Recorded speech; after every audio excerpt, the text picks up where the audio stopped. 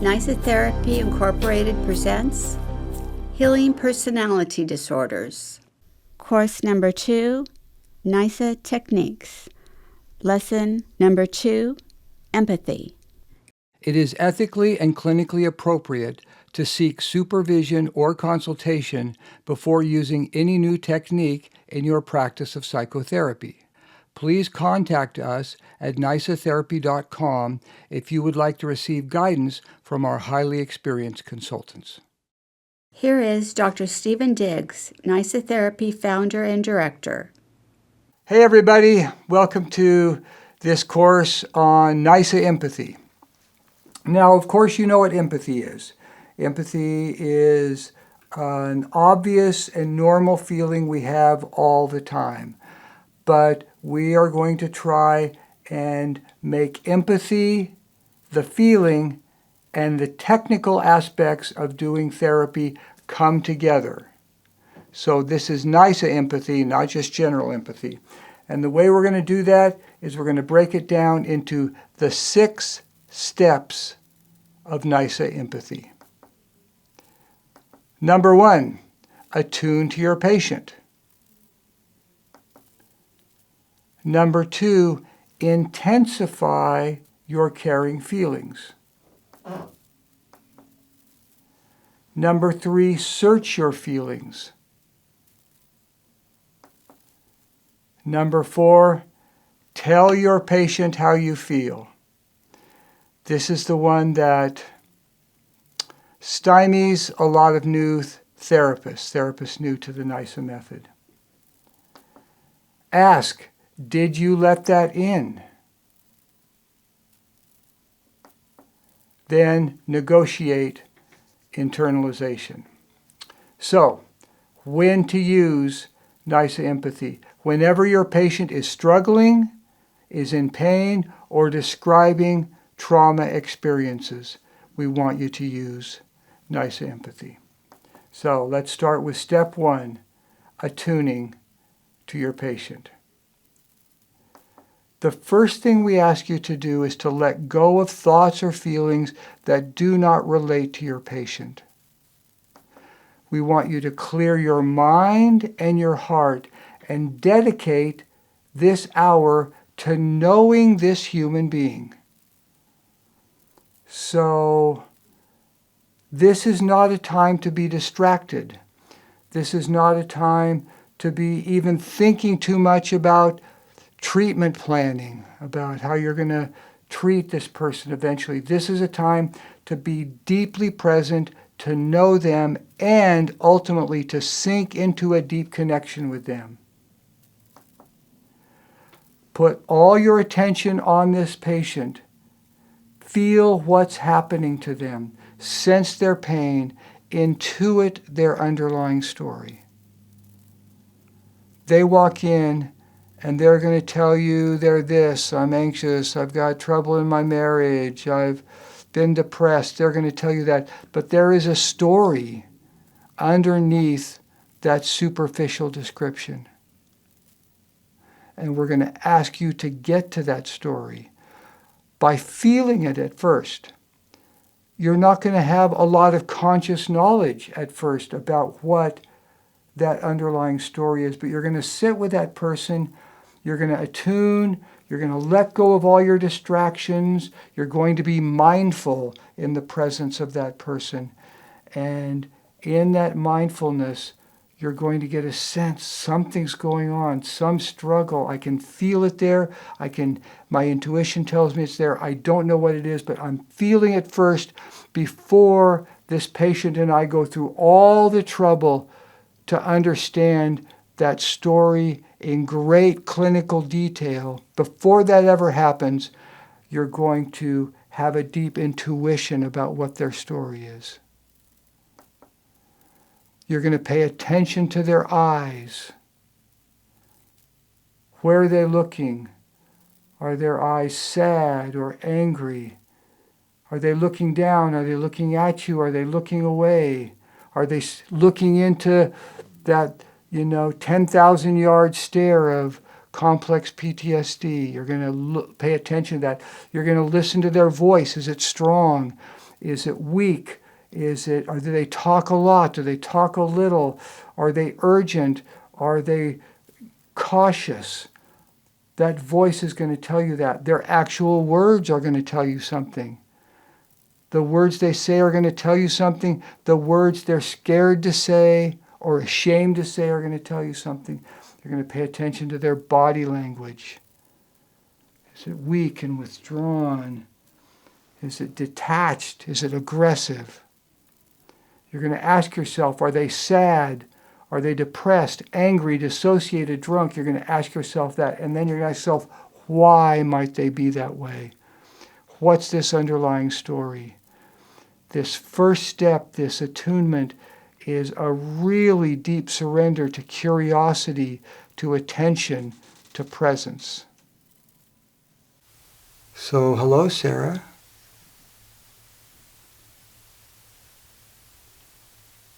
Hello. I'm Steve, and I'm glad to meet you. Glad you're here. And I can see you're kind of nervous and upset. That makes sense. That makes a lot of sense because starting therapy is very hard, isn't it? Mm-hmm. Yeah, that's right. So it's no problem if you're nervous and upset. That's exactly the way you should be. Okay. Can you tell me why you're here, what I might help you with? I just have anxiety all the time. Yeah. I hate myself, and I just feel criticized by everyone. Mm-hmm. Yeah. That sounds very rough. It sounds very hard. So you have anxiety all the time? Yeah. And you hate yourself? Mm-hmm. Yeah. And you feel criticized all the time? Yeah. Yeah, this sounds very horrible. I'm so glad you're here. Sometimes I don't want to live. Of course. Of course. Even though I really want you to live, it makes sense that sometimes you don't.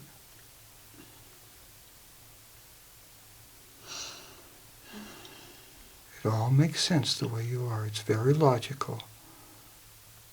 Yeah. Yeah. Okay. So what you've watched me do with Sarah is begin the process of attuning, right? And when I attune, I'm listening to her story, but mostly I'm looking at her body. I'm looking at her, the way her hands are tied, the way she trembles a little bit. Her eyes are looking down. I'm soaking in the body language, the tone of voice, the fear and trembling that's in her voice. And when she says sometimes she doesn't want to live, I can feel that. So I'm allowing myself to sink into this connection with her, to make this connection with her. And with that connection, that's going to teach me much of what I need to know in order to empathize with her. But I've got to be able to let go to that. And I can't be worried about following a bunch of preset questions on an intake interview, structured intake interview. I've got to listen and see and feel her. And when I sink into that, I'm going to get to know her a lot. And that's going to put her at comfort if she feels how serious I am about knowing what's going on inside of her. Step number 2 is intensify caring feelings. Now, you care about your patients because it's what therapists do. We care about our patients, and we should care about our patients. That's the natural thing to do. It's the right thing to do. It's the clinically expedient thing to do, is to care. Because they're going to sense whether you care or not, and if you don't care, you're not going to get very far with them. So you're going to care. That's the natural thing to do. But what are we asking you to do? Intensify those feelings. The first step of Nysa empathy is not just to notice that you care and notice that you have empathy. That's the first step. The second step is to intensify those feelings. We want your caring feelings as strong as they can be. How does this happen? As you sense their pain, as you sense their trauma, you let your ability to care connect to the pain. Now, what does that mean? That means that I, for example, care about the planet and climate change. I care about that. But right now, my ability to care about that isn't strongly connected to that pain because I'm talking to you. But if I wanted to, I could sit back and I could sense the pain of the destruction of the Amazon. I could sense the trauma to the oceans of plastic spilling out and killing so many animals. I could sense that, and I could let my ability to care connect to that. Now, to help me do this, I can imagine the forests burning in the Amazon. I could imagine the whales dying of plastic. I could imagine that. And that would intensify my feelings of care as I connect to those images. We're going to ask you to do the same thing. Imagine the childhood trauma they experienced in abusive or neglectful homes. It's always there for our patients. Personality disordered patients had trauma in childhood. That's our experience. And we want to nurture those images. We want to understand them. We want to know them. We want to focus on them. I want to be able to focus on the image of the Amazon burning when I need to care more about climate change.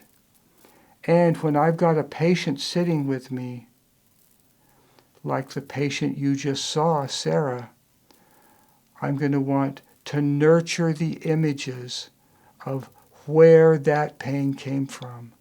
I want to get to the root of that. I want to know it. We want you to hold in your heart the truth of their suffering. Let it live there. And then release your full ability to care as you would care for a hurt and scared 4-year-old that you see crying in a store somewhere because they've lost their parent. You're going to release that care. You're going to let it come out. And you're going to let it come out because you want to be able to show that to your patient. So you don't have to answer any questions you don't want to answer, right? Mm-hmm. Because you get to lead what we do here, yeah. Right? So if a question's uncomfortable, you can just say, no, I don't want to answer that now. And that'll be fine with me. That's good for me. That way I learn what is sensitive to you and what isn't sensitive to you. Okay? But I am going to go ahead and ask you some questions now. Okay? So, can you tell me something about your childhood?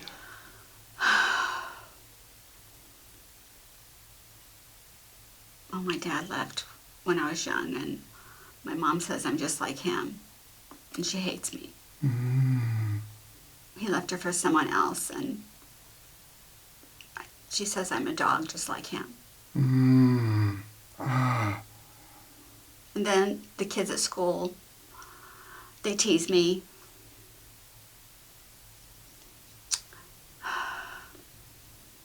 They actually say I have sex with dogs. Mm-hmm. And when I walk by them in the hall, they bark. Mm-hmm. Yeah.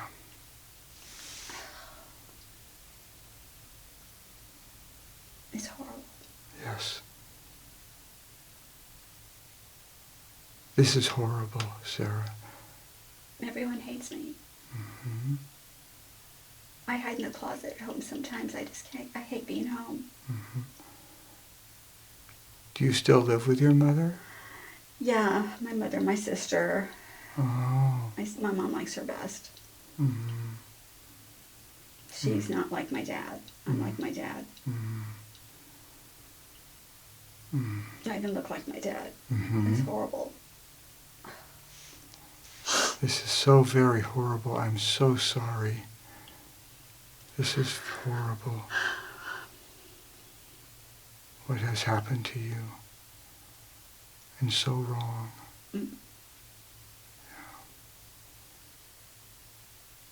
Everyone's mean to me. Yes.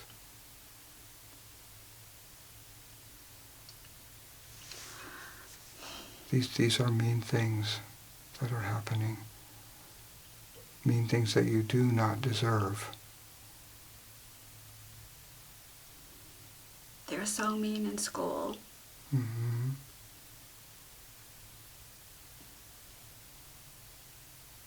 Yes. It was horrible, horrible.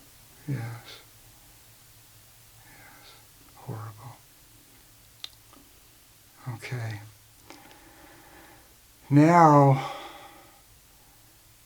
I've been intensifying my feelings of care for her, because as she begins to tell her story, my earlier connection through attunement feeds me information about how much trauma she's actually had.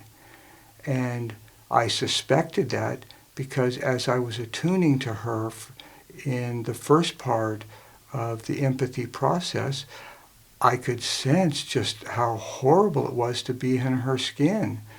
It was horrible to be in there. I knew something made her feel that way. But now as the information comes about what has happened to her and how she has been treated and how much complex PTSD she's dealing with, even to the point that when she talks about school, she says, they do this, as if she were there now. That's complex PTSD. They do this to me. That's a flashback. That's living in a flashback. And now she had to come out of her house, come to the therapy office, get out in the world, thinking that everyone around her, no matter where she goes, when she steps off the bus, everyone is hating her on the sidewalk. When she's walking into the office and in the elevator, people are hating her. Everywhere it's there. And so I get to go deeper into that and understand where this comes from. And I get to intensify my feelings of care for her. And I want to hold them in myself. I want to hold them in my heart and in my body. I want to feel and hold this struggle that she's in, so that she feels like someone is with her there. Someone is with her in this pain that she lives in every day. So I'm intensifying those feelings of care, and it's going to really matter in terms of my ability to empathize with her. Step number 3, search your feelings. Now you're releasing your care, you're holding images of this pain and hurt. And if you hold those images of pain and hurt, feelings are going to arise for you. And we want you to search those feelings. If I hold the image of the burning rainforest, if I hold that, I start to feel something. What do I feel? I feel despondent and hopeless. That's what I feel right now when I hold that image in my mind. You can't predict or force what you're going to feel when you search your feelings. If you do, that's bad news. If you say, oh, I need to feel sad in order to connect to this patient, that doesn't work. It has to be authentic. And if you produce fabricated feelings for your patients, they're going to notice that. They're going to notice the difference between a counterfeit feeling, an artificially created feeling, and what you're sincerely and genuinely feeling. Why? because they're deep in that baby brain where they got hurt, and that baby brain can tell the difference. So, caring takes many forms. Protection, protecting someone you care for, feeding them, feeding a little baby you care for, compassion for the world of people who are suffering, sadness, being sad that this person in front of you has been hurt, or that the rainforests are being burned, being sad, being fearful about what is happening, being enraged. I can get enraged when I think about climate change. I can get angry about that. The need to hold and care for this person. Simply gazing. It's something a mama of any age, gender, and relationship will do with a baby. They'll just gaze at each other. That gaze. Caring takes lots of forms. We don't know what form it's going to take in a situation with a patient. So that's why we search.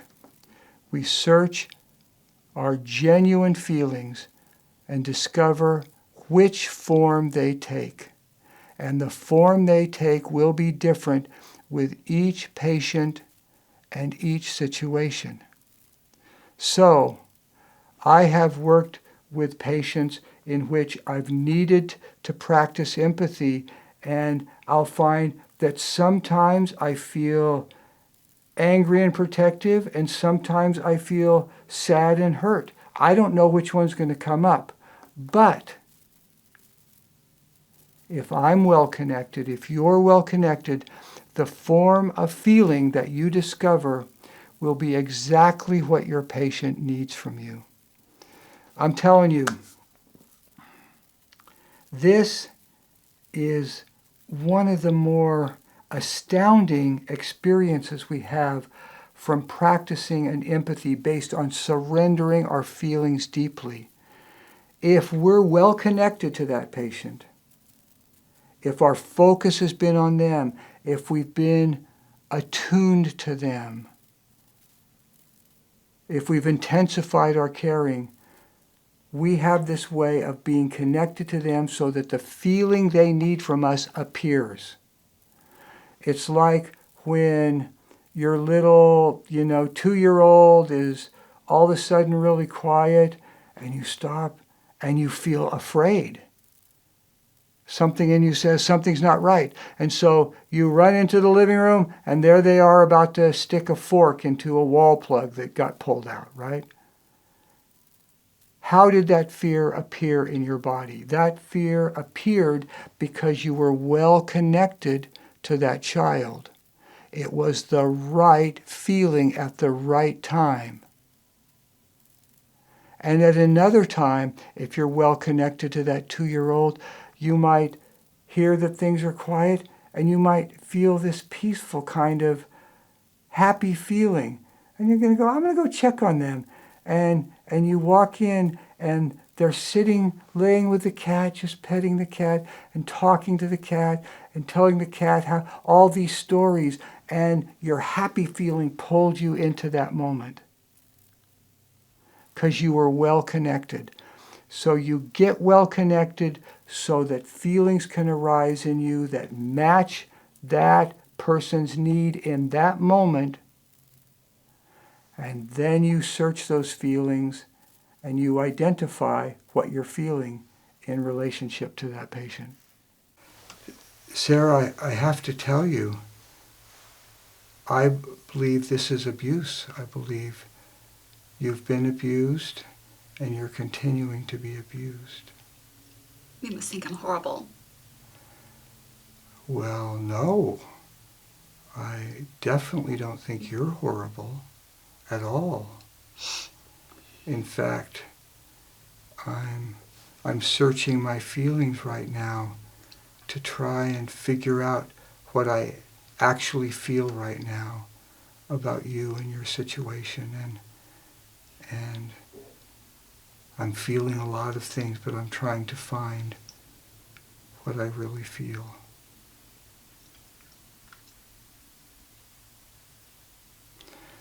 So, at a certain point in the Nysa empathy process, the focus turns away from the patient's feelings to the therapist's feelings.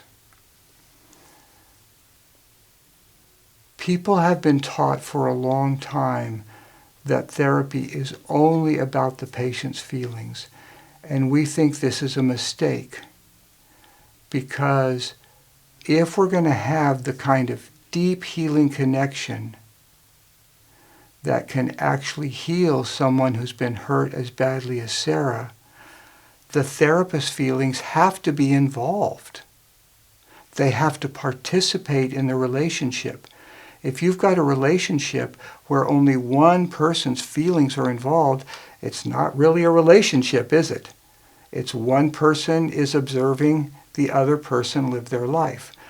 But if I start to let my feelings be involved in what's happening, now this deep connection can happen, and we can start healing that deep insecure attachment that Sarah is living with, because that deep insecure attachment doesn't need to sit there alone. It needs to feel attached to somebody who is going to care about them in precise ways. And in order to know what those precise ways are, I have to search my feelings. Now the big one. The big one that new Nysa therapists struggle with at first, and that is telling the patient how you feel about them. The idea that this is not supposed to happen in therapy is a very ancient idea. And it came back when therapy was trying to be as scientific as possible. Freud and Watson and all the people who participated in the early development wanted to be scientific, and they wanted to be detached, and they didn't want their feelings interfering with the patient's process. So those were good things, those were good gestures, but they deeply weakened the amount of effect that a therapist can have on a patient. Because when you report your feelings, you can have a very big effect on a patient very rapidly. Very quickly, you can start changing them if you will report. So, if you've never done this before, hang on and know that it's hard to do. And if you choose to, trust us that we've been doing this for a long time, and it really works. Tell the patient how you feel about them. You've searched your feelings, you know what they are, and now you're going to lean in like this therapist and say, you know, I'm imagining what she's saying, what she's telling the patient. I feel so sad and hurt that you're going through this. But I have to tell you, I also feel very hopeful, because you're just this lovely young woman, and you're bright, and you have such a good heart. So yes, I'm hurt and sad, but also I feel hopeful. She's going to tell the patient how she feels. Now, what we're going to ask you to do is, after you've searched your feelings and you've identified what they are, we want you to report your feelings exactly. Do not change what you say if you think your feelings are wrong, extreme, or will be upsetting to the patient. Why is this? It's because when you've made that deep connection and a feeling comes up inside of you, it matches the need of the patient exactly as it appears in you. This really works. So I'm trying to sell you a little bit here. This really works. Trust yourself that something has matched.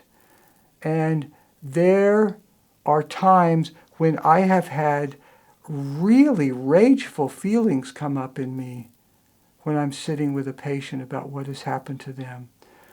I'm remembering one time that a feeling came up in me with a person who had been molested by their stepfather, and I had this feeling of rage come up in me, and I said, I don't know what you're going to think of this, but I'm just absolutely enraged, and I feel like the only thing that will make this rage go down is to see him in prison as soon as possible. And I was scared to say it, I have to tell you, because those are pretty strong words, but I'd learned to trust my feelings. And this young person looked up and said, oh, thank you. And she actually started crying. Thank you. I've needed somebody to say that. I've needed somebody to say he's got to pay for what he did. Thank you, thank you. Now, because this interaction happened, doesn't mean that we went on a journey to put him in prison immediately. In fact, that never happened.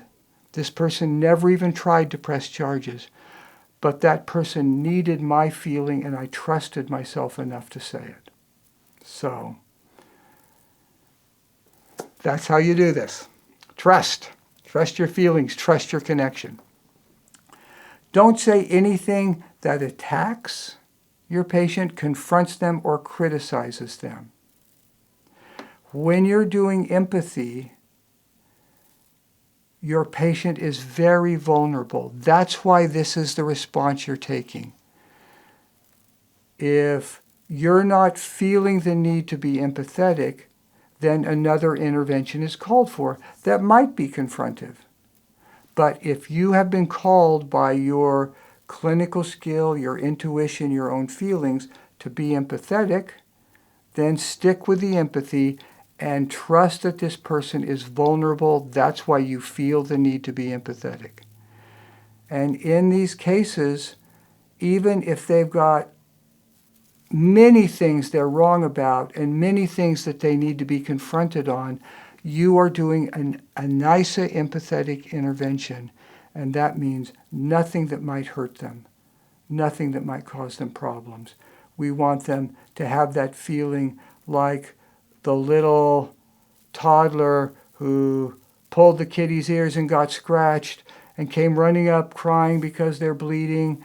We don't want to say, well, that's what you deserve, and don't pull the cat's ears, and you're wrong. We pick them up, we hold them, and say, oh, I'm so sorry you got hurt. That cat, I know that cat hurt you bad. And we comfort, we empathize. And then later, an hour or two later, then we can talk about confronting the bad behavior. But not at first, not when you're caring. Use I statements. They're personal and connecting. Don't use you statements. They make you an authority. Watch this. I'm very angry. Your stepfather beat you, then locked you in the garage. And I'm so very sorry that happened to you. I. This is how I feel. It's personal. It's not authoritative. Now watch a you statement. You were badly traumatized when your stepfather beat you and locked you in the garage. This led to PTSD. There's no sense that I, the person you're talking to, am personally, emotionally involved in your feelings. It's all, I'm describing what happened to you. Like a body shop guy might describe, oh yeah, well you banged in your rear fender pretty badly. We're going to try and push it out and then, kind of, putty it over. But I don't know, you might want to consider just replacing that thing. You. I'm detached. It's not like you brought your partner's car home one day that they love and the rear fender's bashed in, and they come out and say, what happened? And you say, I'm so sorry. I wasn't paying attention, and I pulled out too tightly or out of the parking garage, and I scraped up the fender of your car. I'm so sorry. Now it's personal instead of authoritative. So you use those I statements, you tell them how you feel. And something happens when it's that personal. They feel like, you're in that ship with them. Well, Sarah, I don't think you're horrible at all, and I'm going to tell you how I feel. I feel really angry. I feel really angry at the kids who were mean to you, at the way your sister has treated you, that your father left, but mostly I feel angry at your mother. Mm.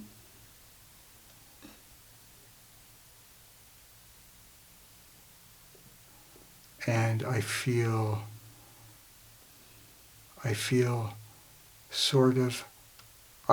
wrong because I feel like I want to protect you from all this abuse.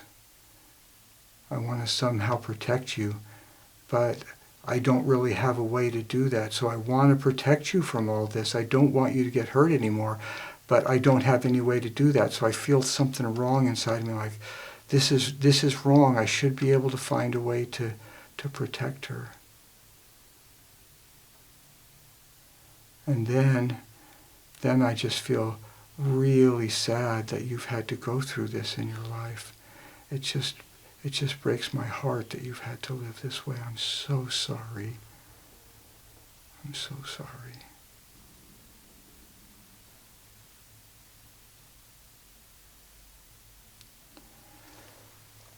So this is probably not what you were taught to do. You were probably taught that those feelings that you have as a therapist are to be kept to yourself. But because we work with severely traumatized people who have personality disorders, and Sarah has a really big avoidant personality disorder, we found that conventional ways of approaching talking to our patients just didn't work. That we weren't getting down deep to that hurt and pain they have, because that's been going on since they were kids, and it's way down deep there. And the way to get to it is to let our feelings be involved. And as you saw, Sarah, through all this interview, had not looked at me, maybe glanced up once or twice. And when I started telling my feelings, and they were real, this is what I was really feeling at the thought of what Sarah was going through, she started to look up. She started to connect. And this actually can happen in the first half hour of the first session if you're willing to let your own feelings participate and make a connection. And if you let yourself be connected, you can trust that the feelings you have will probably land with your patient, and they'll be able to accept them. Maybe. That's the next step we're going to look at. Step 5. Ask, did you let that in? You've attuned. You've intensified your feelings. You've searched your feelings. You've discovered what you feel about this patient and their situation. You told them what you feel. You've spoken it out loud with an I message. And now you ask, did you let that in? Why? Most PD people have a difficult time accepting care. It's too vulnerable. They've been hurt, and they've been hurt badly when they were young.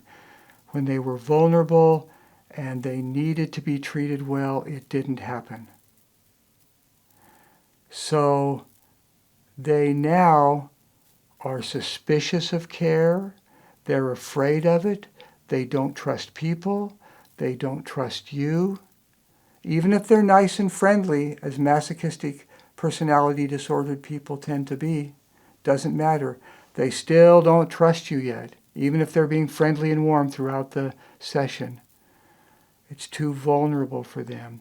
So, we believe, it's our experience, that when our care penetrates the walls, the boundaries, the defenses the patient has set up to keep the care away, when our care penetrates that and gets to the inside of them, that inner psychological world, their feelings, especially their infantile feelings of insecure attachment, when it gets inside there, that's when healing really happens. It's relational, and it's through the connection that the healing happens. But the connection requires them to be penetrated, for their boundaries to be penetrated. They've already penetrated you and me, the therapist, because we're listening to their story and we're letting them in. We're letting them into our heart and mind. We're having a response. We're having feelings. But now we turn around and we tell them, here's how I feel about you. We can't be sure they've let that in. In fact, mostly we can be sure they haven't. So we stop and we say, did you let that in? Now, to be polite, they may say, yes, thank you, but their walls stop the care from entering their heart and healing them. Even if they say thank you, to be polite, oh, I'm so sorry that happened to you, thank you, doesn't mean anything got in. That's simply a polite statement. Asking the question exposes their defensive walls and reveals their inability to accept care. This is good learning for them. So you say, did you let that in? And they say, well, no, I have a hard time letting things like that in. Okay, that's good for me to know, your therapist, but that's also good for you to know out loud, consciously, to state it out loud. We understand that now. And that's a good thing, isn't it? And you don't have to be well immediately. You don't have to be able to let it in. We just get to know that that's hard for you. But you also get to learn that that's where I'm going to be headed as a therapist. I'm going to keep trying to care for you and keep inviting you to let that in. Now, occasionally PD people can accept the care. If so, it's a good sign, and therapy might go easily and quickly. I was just doing supervision with one of our therapists who has been here for about a year and knows how to treat borderline personality, but he has a new borderline personality patient, and that patient accepts care and esteem just really easily and rapidly. And he said, I just wanted to check in because I didn't know if something was wrong. And I said, well, what happens when you give your care and give your esteem? He really likes it, and he says, thank you, and he says, it makes me feel this way. He's really there and engaged. I said, well, this is a great case because he's clearly borderline. He's out of the hospital only about a month, but he's open. His boundaries are open. That's getting through, and he's responding quickly. It's a very good sign. Most PD people simply cannot do it. They cannot let it in. It's not their fault. We must do something to help them let in the empathy and care that we feel for them. So Sarah, I have a question for you if I can. Okay. Do you think you let it in when I told you my feelings, when I told you about being angry and feeling wrong and feeling sad? Do you think you let that in? No. It's really hard for me when people are nice to me. I just can't help it. I know you can't. You're not doing anything wrong. You're not doing anything wrong. You were hurt so much that you learn to protect yourself by letting nothing come in, even nice things, right? Yeah. So you're just taking care of yourself. You're not doing anything wrong.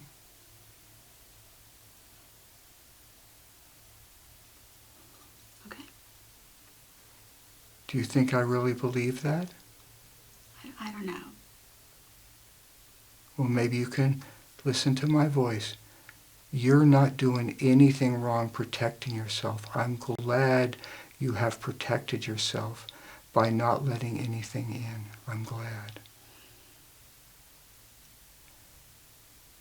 Right?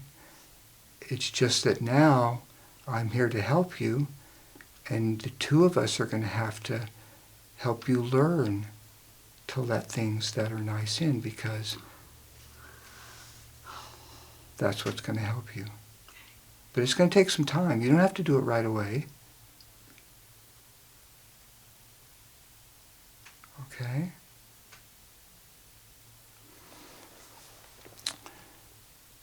Now, that's pretty obvious, that if you've been hurt as much as Sarah, you're going to put up walls and you're not going to let things in. You're not going to let good things in for certain, but you're not going to let bad things in if you can help it either. And this will happen later on in the therapy, but most people who've been hurt as badly as Sarah don't let good things in, because when they did in the past, they dropped their defenses and then that attack came. So like mom came home and she was, 10 years old and it was her birthday, and brought her a birthday cake, and she let those good feelings in, and then mom turned on her, right? Because that's how sick people are. And we're not putting mom down here, but we have to talk about what really happened. So that question, did you let that in, almost always has one answer at Nysa. The patient says, no, I didn't let it in. That's what they say. We say, well, of course you didn't. That's smart. That's helping you. But we have to ask it, because in order for the Nysa empathy to actually work, it has to penetrate the defenses and boundaries that the patient has built up.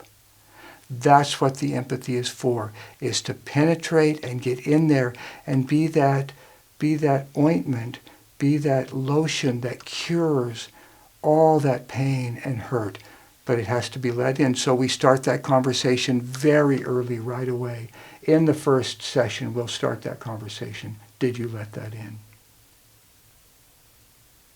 Step number 6, negotiating internalization. Now, these are two kind of big words, but we're going to break them down for you. And that is that this person is unable to let in the care and the empathy that we feel for them. Letting that in is essential. Internalizing that care is essential. Because just like infants and toddlers, when they let in the care and the empathy, they are also letting the image of you come in. And when the image of you comes into them, they can make that image come alive. And you become an internal figure in their personality. And they're able to come in and say, boy, I almost picked up this person in the bar the other night, and it was just going to be one of my disasters. And we were about to go home, and I swear I heard you in my head saying, do you really want to do this? Do you really want to have another bout with this kind of pain? And I looked at them and said, I'm sorry, I don't think I'm up to this tonight. You were right there telling me what to do in my head. This happens to us all the time. But it happens because of internalization. And we've got to try and negotiate with them as we've told them how we feel, a way for them to start letting this in. So, accepting or letting in care is essential for the PD person to heal. After childhood trauma, they usually let in pain, but little positive. So, this is true very much of masochistic personality disorder, but it's true of all the other disorders, and that is the way they fed themselves psychologically was receiving hurt and criticism and pain. So they'll screw up something or make some mistake or do something, forget to do something that brings people's anger and wrath and put down towards them, and that's what they know how to accept. But letting in care is very difficult for them. And letting in care, as I've told you, means internalizing you, the image of you, which is essential to heal. So, they have trouble letting in care. They can let in that which is negative to them. And we've said we care about you in so many ways, and now we've got to find a way to start opening those doors a little bit. So if they say, yes, I let that in, then you just continue caring for them and you continue empathizing or esteeming. If they say no, you ask your first question of negotiation. Would it help if you did? And kind of amazingly, the answer is usually, yeah, it probably would. Because they've heard you say your feelings to them, a little bit of trust has opened up because you've been honest with your true feelings, and now if you ask them, would it help, to say, yeah, it probably would. And sometimes they'll say, I'm not going to do it, but it probably would help. Well, yeah, I know you're not going to do it. I understand. You're not ready yet. But we keep going. If they say yes, we ask, how would it help you, do you suppose? Now what we've done is we've got them to agree that, yeah, it would probably help, but now we've asked their imagination to engage in this exercise and wonder how it would help. And they might think and go, well, I mean, I might feel better about myself. Okay, that's nice to know. Because what we've done is we've asked them to make their own case for opening their doors to our empathy and care. Rather than us selling it to them, they sell it to themselves. They've made their own case. I might feel better about myself. Now, after that's happened, we ask, now, I'm sure you didn't let all of what I said to you in, because I said a lot of my emotions to you, my true feelings. But do you suppose that you let in even a little bit of what I said? And the answer is usually, yeah, I did. And the reason is, no one is completely walled off from everything. If they were, they probably wouldn't be coming in for therapy. And that means that people with personality disorder who have walls all day long are letting in little bits of good, but just small amounts because they can't afford to do more. So we give them these feelings, and then we ask them, did you let even a little bit in? The answer is usually yes. And we get to say, great. It shows your courage to heal. It shows your courage to heal. And we get to say, did it help? The first question we asked. Well, I don't know, they'll say. Yeah, I guess it helped. Well, how did it help? Well, I guess I felt a little bit safe. Okay, a little bit safe. I want to make you feel very safe, but I know that will take time. But a little bit safe is good enough for me. Now, finally, what we'll do is we'll offer a parting out intervention. And that's an intervention in which we take the walls, we take the defense mechanism, we take that thing that prevents good things from going in, and using psychodrama and solution-focused principles and relational therapy, we part out or put that particular defense mechanism in another chair, and then we talk directly to it. I used to think I had to be smart all the time doing therapy.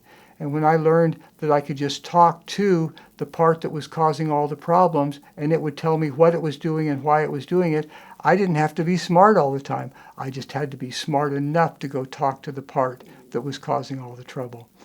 And so we offer that and say, when you're ready, we can do that for you. But usually they're not ready for a long time. But we still want them to know that we have in mind the full release of those walls. We want those walls gone completely so that they can have the openness they deserve. It'll take time, but that's where we're going. So you're doing so well, Sarah, in this. This is so hard. I can see it, and you're doing so well. So I thank you for working so hard to be here and trying so hard. Now I have another question for you, if I can. Okay. Do you think it might be helpful to you if you let my feelings in?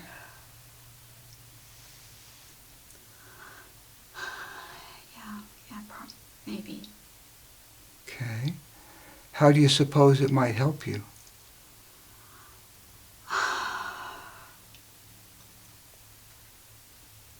Maybe I'd feel a little better. Okay.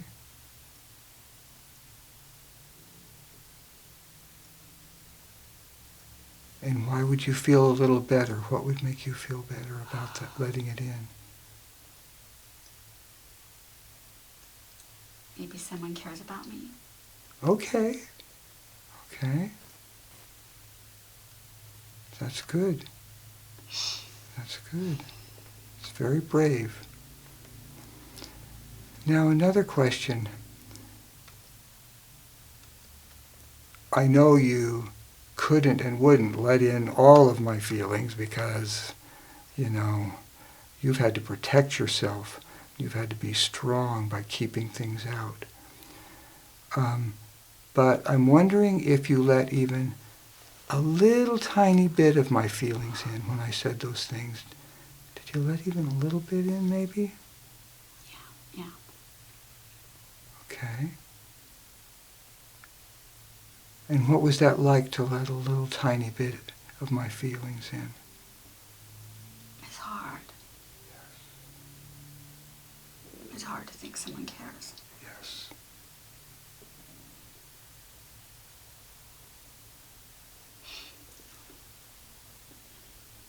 Maybe risky, huh? Mm-hmm. It's risky? Yeah. But were there any good feelings that came from letting some of my feelings in? Yeah.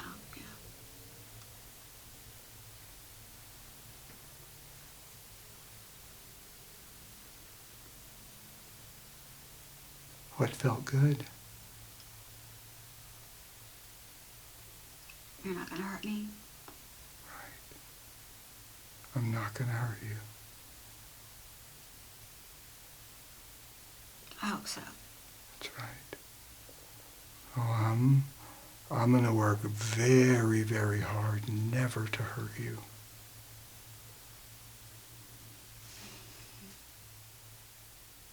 Very hard. Okay.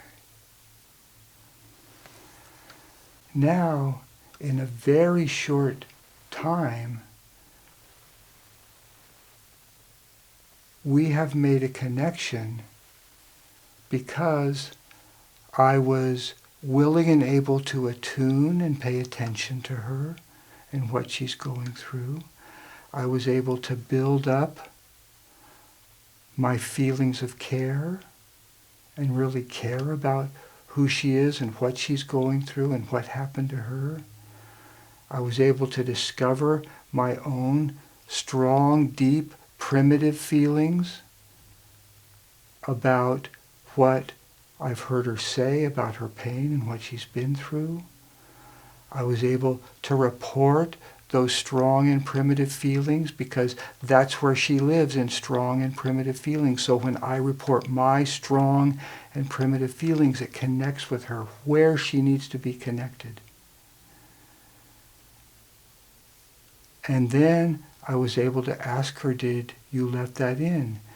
And of course, she's got lots of walls, but that communicated to her that therapy is about her letting me in, about her letting my positive, caring feelings in so they can heal her. She got to learn that.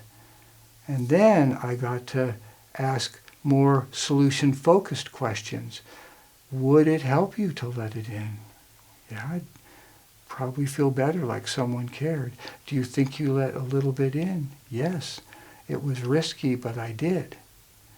And now, in a short period of time, we've established that therapy is about our connection because that's what we're forming very rapidly.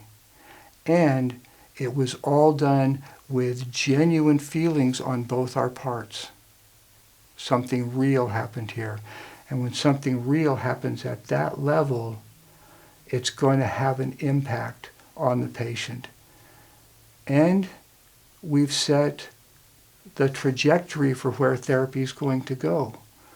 Therapy is going to go towards more empathy, more care, more caution on my part that I do not hurt her. If I slip up, and I'm going to, asking her, did that hurt you? What can I do to repair it? How can I make amends for what I did? We both can feel where this therapy is headed.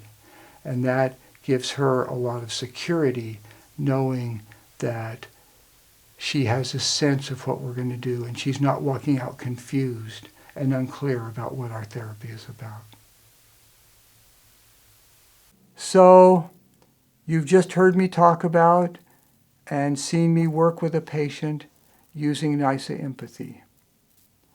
And this is technique number 1. You guys, this is it.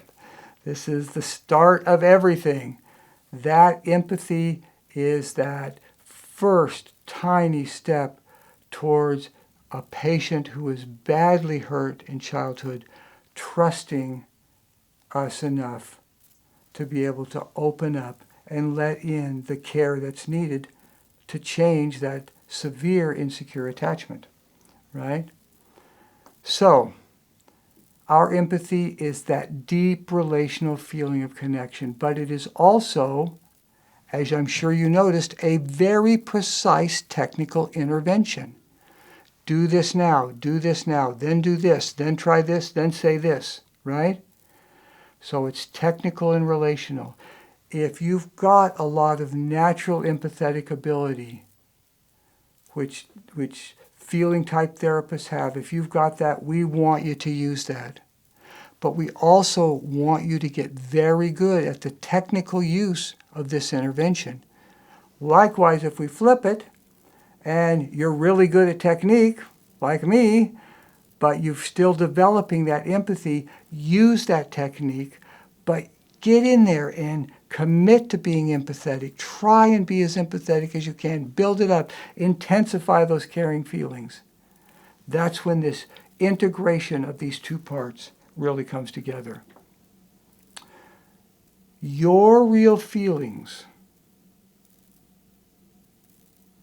when you're doing Nysa empathy, are used to penetrate the patient's walls, internalize your image, and create secure attachment.